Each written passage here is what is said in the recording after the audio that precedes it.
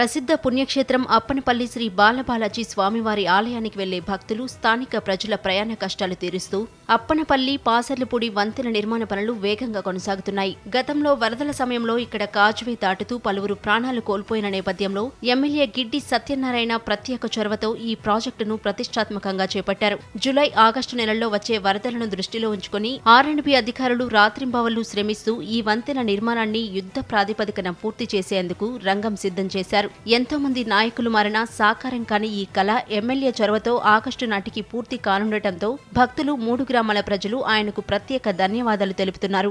అంబేద్కర్ కోనసీమ జిల్లా అప్పనపల్లి గ్రామం అది. నా పేరు గడ్డ వెంకటేశ్వరరావు అండి. 3 గ్రామాలకి ఈ కాజ్వాయ్, పాసులపూడి, అప్పనపల్లి కాజ్వాయ్ 3 గ్రామాలకి ఎంతో ఉపయోగంగా ఉండే కాజ్వాయ్ని ఇప్పుడు ఎమ్మెల్యే గారి చొరవతో మాకు ఈ కాజ్వాయ్ ఏర్పాటు చేస్తున్నారు. గిడ్డి సత్యనారాయణ గారి చొరవతో ఈ కాజ్వాయ్ని ముందుగా స్పీడ్గా ముందుకు నడిపిస్తున్నారని చెప్పేసి ఈ ఎప్పుడు తిరుపతిలాగా ఉండే మా దేవస్థానం, ఈ దేవస్థానం వల్ల మాకు ఎంతో భక్తులు కూడా చాలా ఇబ్బందులు పడ్డారు.